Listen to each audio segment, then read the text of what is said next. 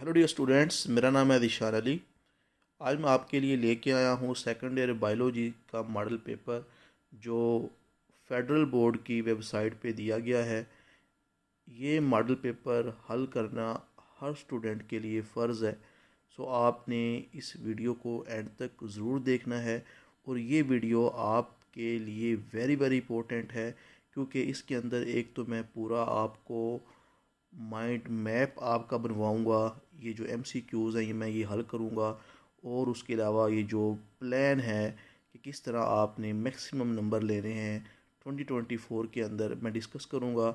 और इस पेपर को डिस्कस करने के बाद पूरी जो बुक है सेकंड ईयर की, इसके जो अहम शॉर्ट क्वेश्चन, लॉन्ग क्वेश्चन है और किस तरह आपने इसको लेके चलना है, सारा मैं इस वीडियो में डिस्कस करूँगा। सो चलते हैं जी। फर्स्ट एमसीक्यू जो दिया गया है मॉडल पेपर के अंदर, that is the area in lungs where blood vessel and airway pass in and out is called. Lungs के अंदर ऐसा एरिया जहाँ पे एयर पास पास कर रही होती है, ब्लड वेजल जो है वो इन और आउट जा रही होती है, उसको हाइलम कहते हैं। So B is the right option. Next हमारे पास जो है दूसरा MCQs, anti diuretic hormone promote the retention of water by stimulating the. ADH hormone आपको पता है जी, ये क्या करता है जी, जब आपको डिहाइड्रेशन है, जब आपके खून के अंदर जो है वो पानी की मिकदार कम हो रही है, आप पानी नहीं पी रहे, तो एडीएच क्या करता है, एक्टिव ट्रांसपोर्ट ऑफ वाटर करके पानी को रिटेन करना शुरू कर देता है। So right option is A. Dear students, ये पेपर जो मॉडल पेपर है ये आपने ज़रूर करना है, क्योंकि जो भी पेपर बनेगा आपका, जो भी बनाएगा फेडरल बोर्ड का पेपर, फाइनल हो जो भी हो, वो हमेशा एग्जामिनर इस पेपर को देख के बनाएगा। और इंशाल्लाह इस मॉडल पेपर में से भी काफ़ी एमसीक्यूज़ आपको आपके फाइनल पेपर में देखने को मिलेंगे। अच्छा, तीसरा एमसीक्यूज़ है जी, vasa recta is cluster of capillaries present in nephron of human being. ये थ्योरेटिकली मतलब क्वेश्चन है, लेकिन आपने हल कैसे करना है, डायग्राम बना के। जिस तरह आप जानते हैं कि जो इंसान की किडनी है उसका स्ट्रक्चरल एंड फंक्शन यूनिट क्या है जी, नेफ्रॉन। नेफ्रॉन के अंदर इस तरह क्या होता है जी, वो मेन कैप्सूल होता है। वो मेन कैप्सूल के अंदर जो है क्या होगा, एक नेटवर्क ऑफ कैपिलरीज होगा, जिसको आपने क्या कहा था यहाँ पे, ग्लूमेरुलस। ठीक है। और जिस ये जो नेटवर्क जो बनता है यहाँ पे बनाने के लिए ए फेरेंट आर्टरियोल आता है। ठीक है। अब ये बच्चे आपने याद रखना है कि आर्टरी जो बड़ी है ना, जब वो छोटी आर्टरी में कन्वर्ट हो जाए उसे कहते हैं आर्टरियोल। तो आर्टरियोल के बाद यहाँ पे क्या है, कैपिलरी। ठीक है। कैपिलरी के बाद ये जो यहाँ पे दोबारा क्या है, यहाँ पे ई फेरेंट आर्टरियोल। ठीक है। अब ये जो नेफ्रॉन है आगे बनाती है प्रोक्सिमल कन्व्यूलेटेड ट्यूब्यूल इस तरह से, और फिर लूप ऑफ हेनले बनता है, और लूप ऑफ हेनले से फिर क्या होता है जी, चला जाता है जी आगे किसमें, कलेक्टिंग डक्ट में ये ओपन हो जाती है। ठीक है। तो इस एमसीक्यूज़ के अंदर कहता है कि ये आपके पास नेफ्रॉन है, ये जो कैपिलरी हैं यहाँ से चलती चलती इस पूरी नेफ्रॉन को घेर लेती हैं, और हत्ता के इस लूप ऑफ हेनले के नीचे भी कैपिलरी आ जाती हैं। जब ये लूप ऑफ हेनले के नीचे कैपिलरी आ जाएंगी तो ये बना देंगी वेजा रेक्टा। ठीक है। थोड़ा खुश्क है, बर्दाश्त करें, टाइम, एनर्जी और फोकस करें। ये बच्चे आपके लिए ज़रूरी है। आप इंशाल्लाह देखेंगे कि जो बात मैंने की है ये आपको बहुत ज़्यादा इम्प्रूवमेंट आएगी आपके मार्क्स में। तो ये जो वेजा रेक्टा है, कहता है कि vasa recta is cluster of capillary. Vasa recta की डेफिनेशन क्या है, क्लस्टर ऑफ कैपिलरी है, नेफ्रॉन के अंदर ये मौजूद है।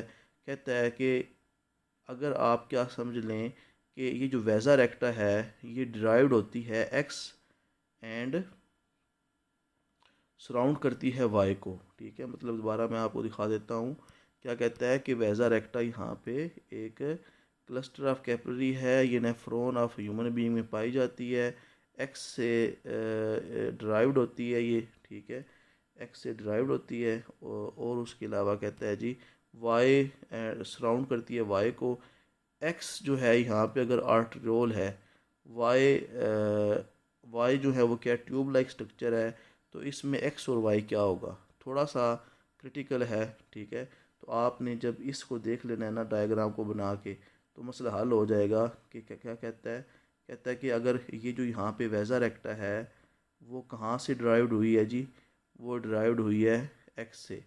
तो यहाँ पे जो कैपिलरी है ये जो प्रोक्सिमल कन्वोल्यूटेड, यहाँ पे प्रोक्सिमल जो कैपिलरीज हैं उसे वो क्या कह रहा है जी, वाई, ठीक है। और एक्स क्या है जी, यहाँ से मतलब यहाँ से जो हमारे पास एफेरेंट आर्ट्रियोल है उसको वो क्या कह रहा है, उसको वो क्या रहा है जी, वो है एक्स, ठीक है। और ये जो कैपिलरी जिसने पूरे लूपा फैले को घेर लिया वो वाई है, और वाई से क्या ड्राइव्ड हुआ है वेजा रेक्टा। तो वो कह रहा है एक्स और वाई, आपने बताना है क्या होगा। सो एक्स क्या होगा जी, एफेरेंट आर्ट्रियोल, ठीक है। और उसके अलावा वाई क्या होगा जी, प्रोक्सिमल कन्वोल्यूटेड ट्यूब्यूल। तो बी जो है वो क्या है, राइट ऑप्शन है, ठीक है। दोबारा इसको देख लेना, थोड़ा कंफ्यूजिंग है लेकिन आपको समझ आ जाएगी कि एक्स हमारे पास एफेरेंट आर्ट्रियोल है उससे ड्राइव्ड हो रही है why, why proximal convoluted tubule में कैपिलरीज, और वो फिर आगे क्या जाके क्या बना रही हैं, वेजा रेक्टा। उसके बाद 4 जो है MCQs है, ड्यूरिंग ह्यूमन एम्ब्रियोनिक डेवलपमेंट, जब एम्ब्रियो की डेवलपमेंट हो रही है RBC किस एम्ब्रियोनिक मेम्ब्रेन से बनते हैं, तो RBC बनते हैं जी यॉर्क सैक से। ये very very important short question है, MCQs है सॉरी, ये आ सकता है आपके पेपर में, कोई भी पेपर हो। उसके बाद 5th MCQs है, some animal like feeder crab. अब ये बिहेवियर वाले चैप्टर में से आया है, ठीक है। तो देख लें हर चैप्टर में से एक MCQs आया हुआ है। 5वां MCQs आया हुआ है बिहेवियर वाले चैप्टर में से, और उसके अलावा चौथा MCQ डेवलपमेंट वाले चैप्टर में से, तीसरा MCQs आपको पता चल गया होम्योस्टेसिस वाले चैप्टर में से आया है, और दूसरा भी होम्योस्टेसिस वाले चैप्टर से आया है, और पहला फर्स्ट चैप्टर जो आपका रेस्पिरेशन है उससे आया है। So some animal like fiddler crab busiest during the time, दिन में ये बिजी होता है, और डान और डस्क सुबह और शाम में ये क्या होता है जी, एक्टिव होता है। तो ऐसे एनिमल को क्या कहते हैं हम, क्रीपस्कुलर एनिमल, क्या कहेंगे, क्रीपस्कुलर एनिमल। सो 5th हमारे पास जो MCQs है इसका राइट ऑप्शन क्या है, सी। जो सु जो रात में एक्टिव होते हैं उन्हें कहते हैं नक्टर्नल, जो दिन में एक्टिव होते हैं उन्हें कहते हैं डाईअर्नल, और जो हर 24 घंटे बाद साइकिल रिपीट करते हैं उन्हें कहते हैं सिरकैडियन। तो ये क्रिपस्कुलर एनिमल कौन होते हैं, जो सुबह और शाम में एक्टिव होते हैं। छठा जी MCQs है, the best way to prevent tetanus.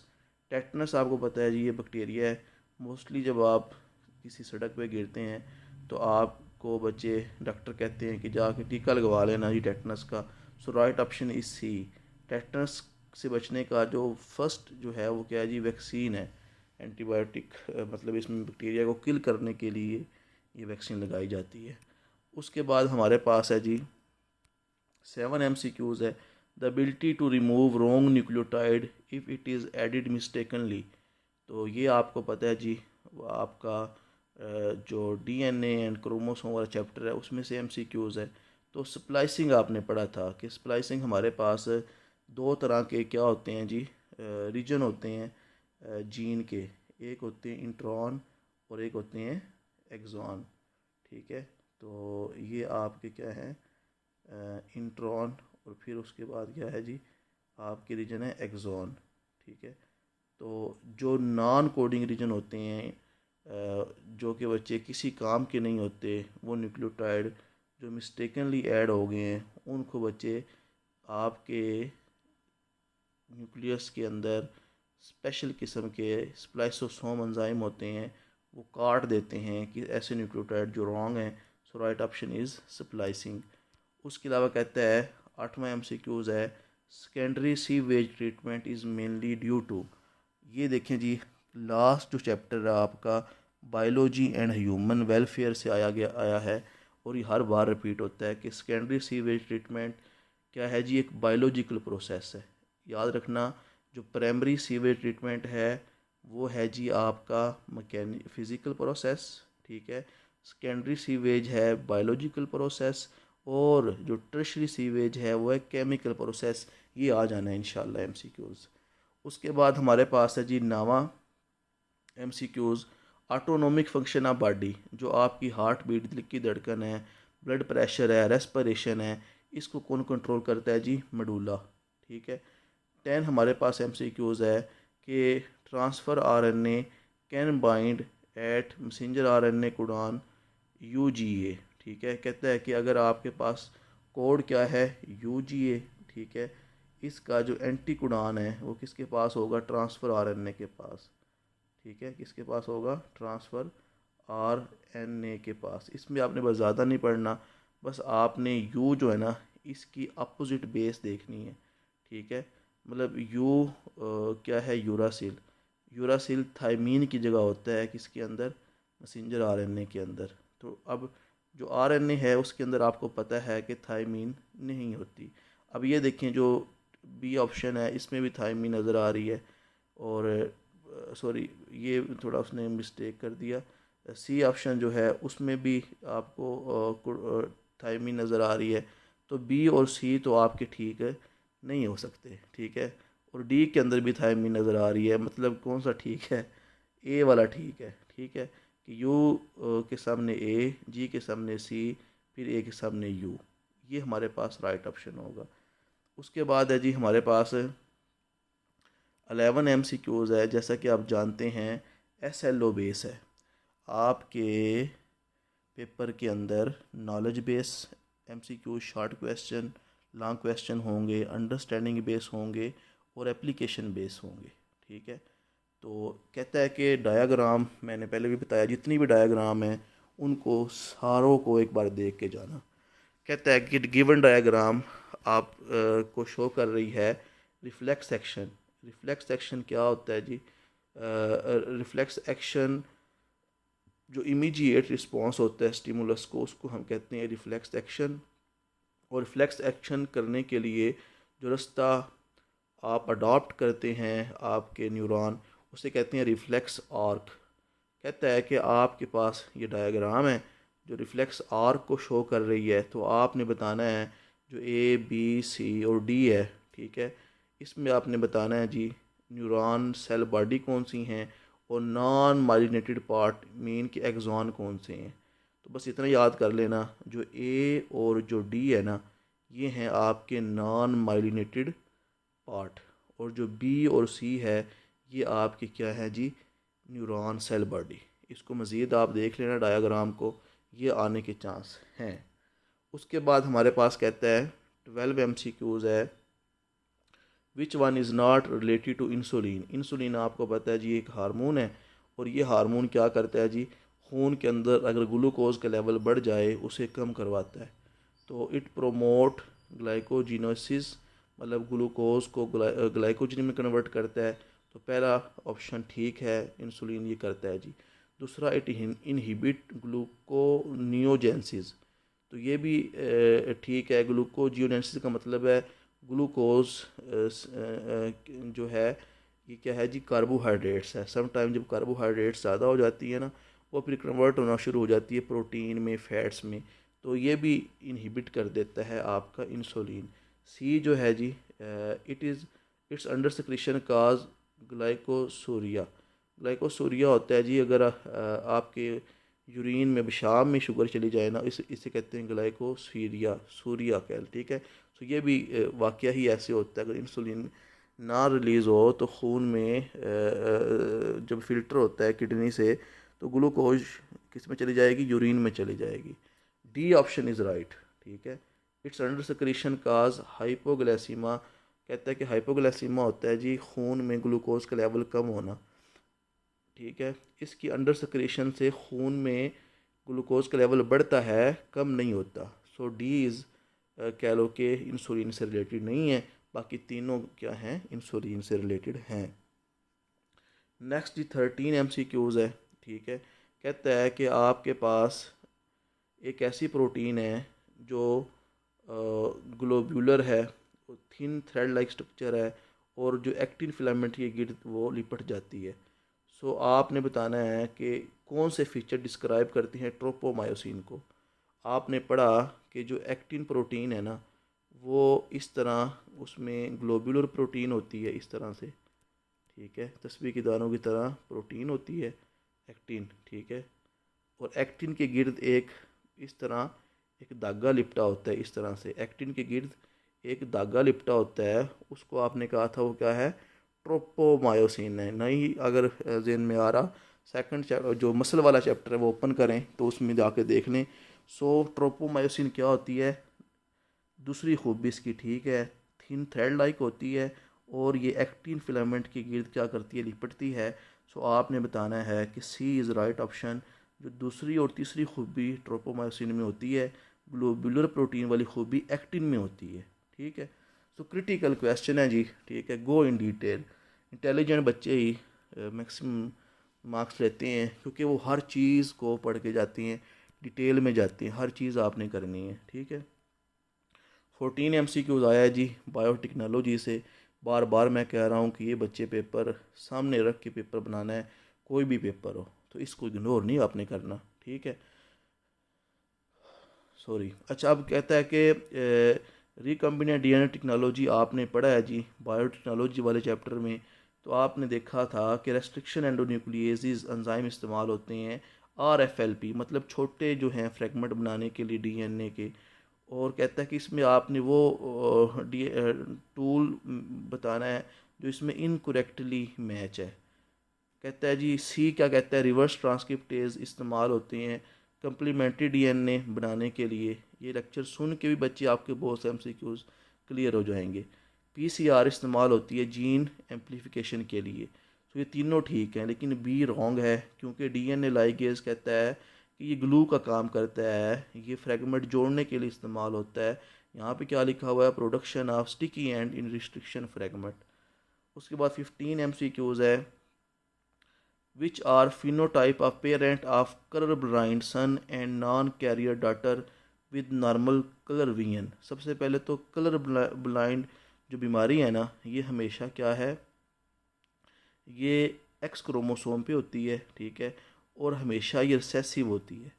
तो अगर ये कलर ब्लाइंडनेस लड़की में हो तो दोनों एक्स के ऊपर क्या होना ज़रूरी है, दोनों के ऊपर कलर ब्लाइंडनेस का जीन होना ज़रूरी है, ठीक है। अगर लड़के में हो तो एक एक्स के ऊपर भी अगर ये जीन आ गया, लड़के के अंदर एक एक्स होता है तो लड़के के अंदर बीमारी हो जाएगी किसकी, कलर ब्लाइंडनेस की। तो यहाँ पे क्या कहता है कि फिनोटाइप है, एक दो वालदैन है, फादर और मदर, मतलब बाप और माँ, ठीक है। उस क्या बच्चे के अंदर क्या है, कलर ब्लाइंडनेस है, लेकिन बेटी के अंदर नहीं है, मतलब बेटी के अंदर कोई मसला नहीं है, ठीक है, बेटी मतलब सही है, एक्स एक्स है उसके अंदर, उसके अंदर कोई कैरियर नहीं है। तो क्या चांस हो सकता है, तो इसमें बच्चे जब आप इसको अपना इनहेरिटेंस वाला चैप्टर जाके करोगे ना इसको, तो इसमें बच्चे कहता है कि कलर ब्लाइंडनेस बेटे को है, इसका मतलब माँ क्या है, कैरियर है, माँ क्या है, कैरियर है, क्योंकि ये एक्स कहाँ से आता है, माँ से आता है, वाई बाप से आता है, ठीक है। तो सी इज़ राइट ऑप्शन, बाप नॉर्मल होगा, माँ कैरियर होगी, इसलिए बच्चा क्या हो गया है, कलर ब्लाइंडनेस का मरीज़ हो गया है। लेकिन बेटी के अंदर माँ से हेल्दी एक्स आया और बाप से हेल्दी एक्स आया, तो वो क्या हो गई है जी, नॉन कैरियर हो गई है, ठीक है। मैंने तो बच्चे करनी है ना, फिर जिसने पूरे नंबर लेने हैं, जिसने अगर टॉपर बनना है, थोड़ा डिफरेंट काम तो उसको करना पड़ेगा ना, आपको BPN लेनी पड़ेगी। अब इसमें कहता है which one of the following is a palindromic sequence. Palindromic sequence क्या होता है जी, जिसको आप रिवर्स ऑर्डर में भी जब पढ़ते हैं तो वो आपको ऑपोजिट नज़र आएगा, और आपको अपोजिट सीक्वेंस में वो सेम दिखाई देगा। सो इसमें वैसे बी और डी राइट हैं दोनों, ठीक है, ये थोड़ा आप चेक कर लीजिएगा। 17 MCQs है, ये भी आपको बताया, जो 16 MCQs है ये कहाँ से आया है, ये बायोटेक्नोलॉजी वाले चैप्टर से आया है, ठीक है। और 17 जो हमारे पास MCQs है, ये आपको पता है जी कहाँ से आया है जी, ये आप के मैन एंड हिज एनवायरनमेंट से आया है कि ये आपके पास एक फूड वेब है, ठीक है। तो कहते हैं फाइटोप्लैंक्टन और सी वीड प्रोड्यूसर हैं, ठीक है। इनको खाती हैं जी primary consumer crab, krill and zooplankton, और प्राइमरी कंज्यूमर को खाती हैं secondary consumer squid and fish, उनको खाते हैं टर्शरी कंज्यूमर, ठीक है। सारे ही टर्शरी हैं ये। तो आपने बताना है which one of the following statement is correct. इस डायग्राम को देख के आपने बताना है कौन सी स्टेटमेंट करेक्ट है। पहली स्टेटमेंट कहता है कि 2 प्रोड्यूसर हैं, 3 क्या हैं हर्बीवोर। तो मुझे तो पहली ठीक नज़र आ रही है, देखो सी वुड्स और फाइटोप्लैंक्टन क्या हैं 2 प्रोड्यूसर, और जू प्लैंक्टन, क्रिल एंड क्रैब क्या हैं हर्बीवोर। बाकी तीनों क्या हैं फॉल्स हैं, सो राइट ऑप्शन इज़ ए। तो ये MCQs आपने करने हैं। नेक्स्ट बच्चे हमारे पास है जी शॉर्ट क्वेश्चन, ठीक है। ये आपको पता है जी 42 मार्क्स के होंगे, ठीक है। तो इसमें आपने ये देख लें इसी तरह के आपके क्वेश्चन आने हैं, और होप सो मैक्सिमम चांस हैं इसमें से भी 50% क्या हो जाएं, रिपीट हो जाएं। क्योंकि बच्चे जो जो एग्ज़ामिनर इनको बनाता है ना, उसी ने पेपर सेट करना होता है। जो लोग मॉडल पेपर सेट कर रहे होती हैं पूरी टीम होती है। अब जी सब्जेक्टिव पोर्शन स्टार्ट करने से पहले मैं आपको ना एक चीज़ दिखा दूं, ताकि आप उस चीज़ को देख के ना थोड़ा कॉन्फिडेंस आप में आ जाए, ठीक है। बेशक वीडियो आराम से देख लेना, ज़रूरी नहीं है कि आप थोड़ा टाइम दे के देख ले। ये आपके बहुत ज़्यादा आपके लिए हेल्पफुल होगी। अब ये देखिए कहता है कि ये स्कीम है जी, हमने इस तरह पेपर बनाना है सेकेंड ईयर बायोलॉजी का, ठीक है। ये सारे यूनिट 14 से लेकर जो 27 यूनिट हैं सेकेंड ईयर के, सारों के अंदर बताया गया है कि रेस्पिरेशन से 7 नंबर का पेपर आना है, होम्योस्टेसिस से 8 नंबर का, स्पोर्ट एंड मूवमेंट से 10 नंबर का, नर्वस कोऑर्डिनेशन से 11 नंबर का आना है, केमिकल कोऑर्डिनेशन से 10 नंबर का, बिहेवियर्स 4 नंबर, ये सारा आप देख सकते हैं, ठीक है। फिर ऊपर चेक कर लें, ठीक है, कि जो क्वेश्चन है ना वो नॉलेज बेस होंगे, अंडरस्टैंडिंग बेस होंगे, एप्लीकेशन बेस होंगे, ठीक है। तो वो फिर बता रहा है कि आपने बच्चे इस को देख के ना हिसाब लगा लेना है कि किस किस चैप्टर से लॉन्ग आने के चांसेस ज़्यादा हैं। जिनके नंबर आपको ज़्यादा नज़र आ रहे हैं, ये कि 13, ठीक है, 12, 11, 11, 11, मतलब ये तो ऐसे ही इनमें से लॉन्ग आना ही आना है। तो 8 लॉन्ग क्वेश्चन है, ठीक है। 4 जो हैं वो अगर आप चैप्टर ये जो मैक्सिमम नंबर वाले हैं ये कर लो तो आपके लॉन्ग क्वेश्चन क्लियर हो जाएंगे। बाकियों में सिर्फ शॉर्ट और MCQs कर लो तो आप पूरे नंबर ले सकते हैं, ठीक है। और बाकी देखें ना, ये देखें ना नॉलेज बेस जो हैं वो 35 मार्क्स होंगे उसके। तो ये क्वेश्चन नंबर 1 का पार्ट 1 जो है वो 14 चैप्टर से आ रहा है। तो होम्योस्टेसिस में क्वेश्चन नंबर 1 के का पार्ट 2 1 नंबर का MCQs आ रहा है। तो इस तरह इसको आप अंडरस्टैंड करें तो देखना आप छा जाएंगे, ठीक है। अब हमारे पास है जी इसका हम हिसाब लगा लेते हैं कि उसने कहाँ कहाँ से दिया है जी पेपर, ठीक है। और अपना फिर उसके बाद हम मूव करते हैं बुक की तरफ। बेशक आप, मैं पहले भी कह रहा हूँ, स्लोली टाइम दे के आपने इस वीडियो को देख लेना है। पहले आया है जी ओस्मो रेगुलेटर कौन है और किस तरह ये अडाप्ट करते हैं, ये कहाँ से आया है, होम्योस्टेसिस से आया है जी। और name cranial and facial bone, ये आपको पता है कहाँ से आया है जी, ये आपकी स्पोर्ट एंड मूवमेंट से। दूसरा शॉर्ट क्वेश्चन है जी 3 मैकेनो रिसेप्टर आपने बताने हैं स्किन के अंदर, और उस की किसकी बेस पे, स्पेसिफिक स्टिमुलाई की बेस पे ये नर्वस कोऑर्डिनेशन से है। और थर्ड जो शॉर्ट क्वेश्चन है, name any 3 type of hormone on the basis of their chemical nature. Chemical nature क्या होती है कि वो आया कि प्रोटीन है, फैट है कि और फैट, प्रोटीन और या कार्ब हैं उनमें। तो ये आपने देख लेना, केमिकल कोऑर्डिनेशन से आया है। उसके अलावा डिफरेंट टाइप ऑफ हाइपोथायरॉयडिज्म, ये भी केमिकल कोऑर्डिनेशन वाले चैप्टर से है। और केमिकल कोऑर्डिनेशन वाला चैप्टर नंबर कौन सा है जी, 18। उसके अलावा जी आपने बता देना है हमारे पास। नेक्स्ट चलते हैं। 4 शॉर्ट क्वेश्चन कहाँ से आया है। लेटेंट लर्निंग आपने बतानी है, ये बिहेवियर वाले चैप्टर में से है। मिस कैरेज रिप्रोडक्शन वाले चैप्टर से आया है। लमार्क इज़म के ड्रॉबैक इवोल्यूशन वाले चैप्टर से। कन्वर्जेंट एंड डिवर्जेंट इवोल्यूशन, मतलब ये इवोल्यूशन वाले चैप्टर से 2 शॉर्ट क्वेश्चन आने ही आने हैं, ठीक है।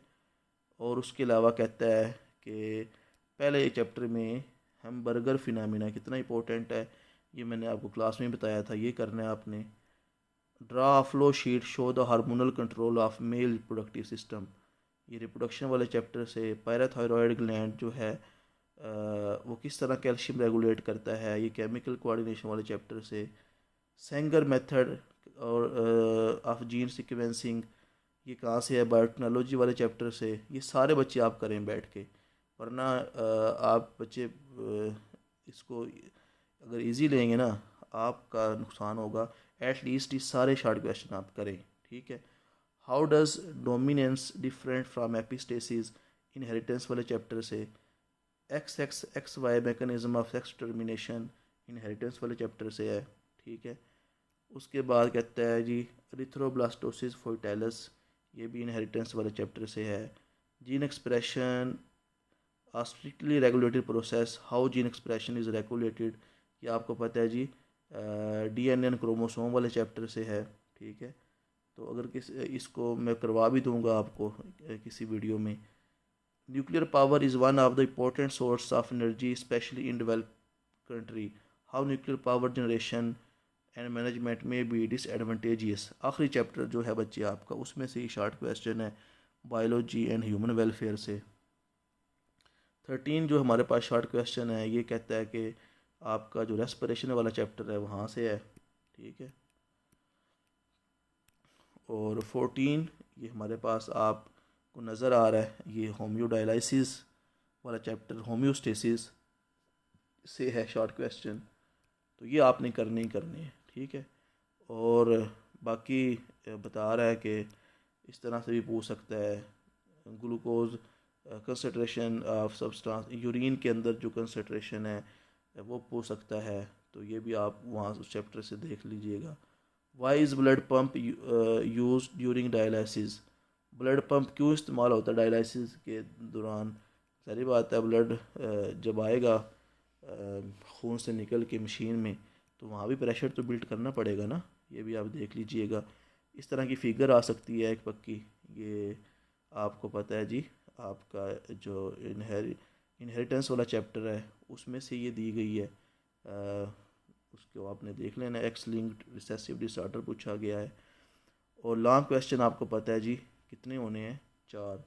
और एक एक आपका एक्स्ट्रा चॉइस होनी है, 8 लॉन्ग होने हैं, 4 करने हैं। तो पहला आया हुआ है स्लाइडिंग फिलामेंट मॉडल मसल वाले चैप्टर में से। और उसके अलावा factor involved in the establishment and maintenance of resting membrane potential, ये नर्वस कोऑर्डिनेशन से आया हुआ है। नाइट्रोजन साइकिल एनवायरनमेंट वाले चैप्टर से आया हुआ है। और उसके अलावा जी ये डायग्राम आपने बना देनी है, ये वो जो इंसुलिन वाला है ना, वो फीडबैक मैकेनिज़्म। अच्छा नहीं नहीं, ये और है, ये जेनेटिक इंजीनियरिंग वाला चैप्टर जो बायोटेक्नोलॉजी वाला है उसमें से आया हुआ है। उसके अलावा जी define and describe the steps involve in recombinant DNA technology, biotechnology वाले चैप्टर से है। रेस्ट्रिक्शन एंड न्यूक्लियोसिस आया, मतलब ये पार्ट्स में आया है। और उसके अलावा जी हमारे पास ये Hershey Chase experiment DNA chromosome वाले चैप्टर से। Placenta connecting the foetus developmental biology वाले चैप्टर से है, ठीक है। तो ये बच्चे आपका लास्ट मेंस्ट्रुअल साइकिल का पूछा गया है जी, ये आपकी रिप्रोडक्शन वाले चैप्टर से है। तो वीडियो लॉन्ग हो गई है, अभी मैंने सिर्फ मॉडल पेपर डिस्कस किया है। तो आपके माइंड में एक ओवरऑल मैप बन जाएगा कि सर मेहनत तो करनी है, वरना तो बच्चे ये थ्योरेटिकल सब्जेक्ट हैं, आप मेहनत नहीं ना करेंगे फिर आप घबरा जाएंगे पेपर देख के फाइनल।